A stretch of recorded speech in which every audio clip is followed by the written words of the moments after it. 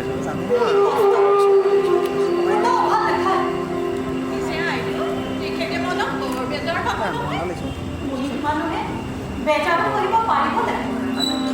মই এডিট কৰিবলৈ নিদিওঁ।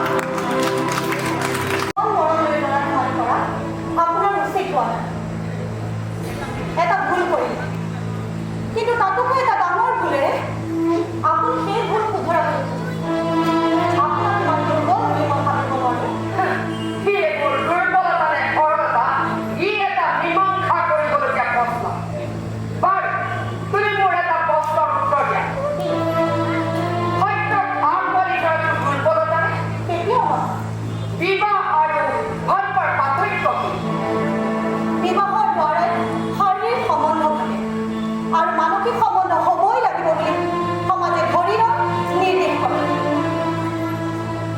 ভালপোৱা মানসিক সম্বন্ধ, শাৰীৰিক সম্বন্ধ তাৰ উদ্দেশ্য নহ'ব পাৰে। তেন্তে এই দুটা বস্তু নহয়নে? এখানে পঢ়িলা কথা।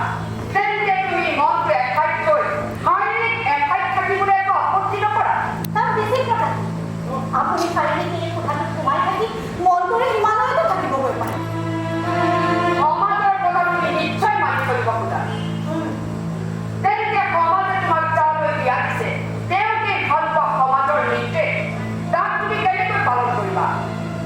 অন্তৰতম প্ৰদেশৰ বিষয়ে সমাজে যদিও নিৰ্দেশ দি থৈছে, সি সঁচাই পালিত হৈছেনে নাই তাক চাবলৈ সমাজে চন্তনে নপঠায়। কিন্তু বিবাহিত তিৰোতাই বাহিৰা নিয়মবোৰ ৰীতিমতে পালন কৰে নে নকৰে তাৰ কাৰণে সমাজে যথেষ্ট চূড়ান্ত আৰু সমাজ তাতেই সন্তুষ্ট। কাৰণ এইখিনি পালন হ'লে সমাজৰ কোনো অনিষ্ট নহয়, অৱশ্যে শান্তি।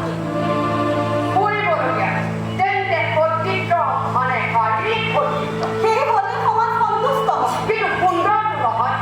সমাজে বৰদৈৰা বিলম্ব কৰি নমস্কাৰ কৰিব পাৰে, কিন্তু কৰ্মৰ সৈতে সমাজৰ সম্বন্ধ ব্যক্তি ভাৱৰ ভাৱেই যেতিয়া কৰ্ম গছৰ গুটি, সেই গুটিৰ বিষয়ে মই প্ৰশংসিত নহওঁ কিয়?